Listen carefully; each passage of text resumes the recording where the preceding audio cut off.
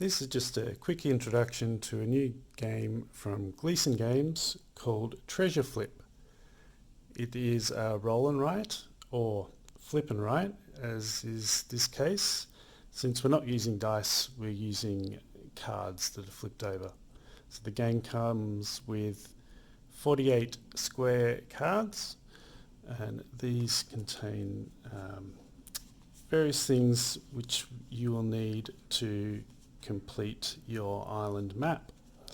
The idea is to use these cards that contain paths which go to treasure and complete your paths with an X that marks the spot.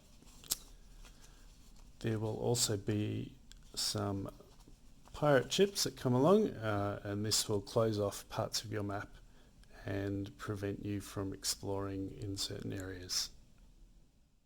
Run through a few sample turns just so you can see how the game's played. All the square tiles are shuffled and put in a stack. I'll just put them off camera so I've got a bit more room, and I'll turn over the top three from that stack. So you must play one of these tiles and fill it in on your map. If you can't, you must fill in a lost fragment. Once 3 lost fragments have been filled in, you finish the game and you go to scoring. So on my first turn, I'm going to choose to use this path here.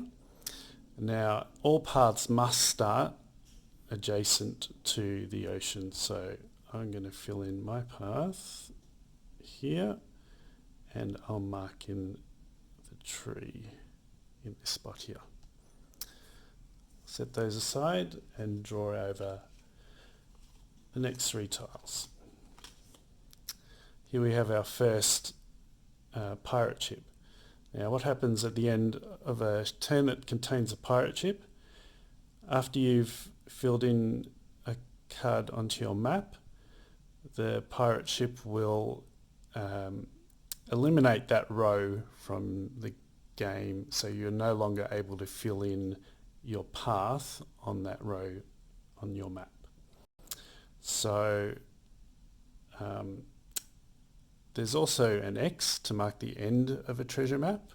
I don't really want to end this path here just yet. I want to make it a bit longer so I get a high score at the end. So I'll fill in this tile here. If I have it at this orientation, I can do my path this way and the tree there.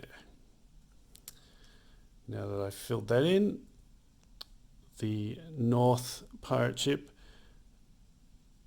eliminates that line from my map. I'll turn over another 3 cards here. Again, we have another pirate ship coming from the east, so I know that that line will be removed. So what I might do is use this tile here so that I can start a new path this side of the map. I'll reuse this ocean tile here to draw my map line there, and there's my ocean. So now that that's done, I eliminate the east column here for the pirate ship. Now I've just jumped ahead to the end of the game. These are the next 3 cards that have come out, and I'm not actually able to fill them onto the map anymore.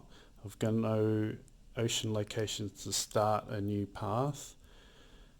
I've finished 3 of my paths here. The only one that's open is this one, and none of those will actually fit in that section without overriding something that's already there.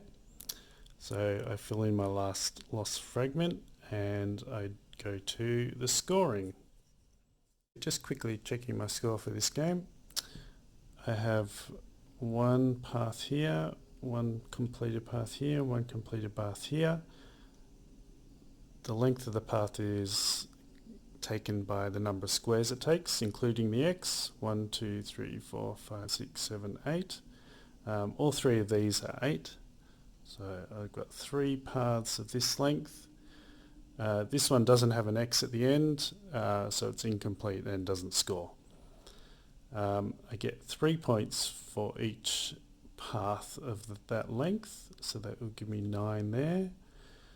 And my total for paths is therefore 9. For the largest area scoring, I look at, I've got 2 rocks here together, so I get a 2 for that. I have 2 trees here, that's another 2. The ocean or water squares only have 1, so that's 1, give me 5.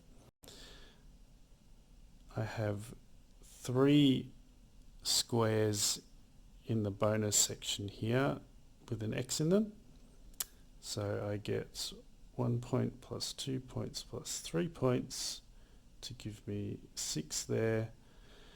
And that gives me a grand total of 20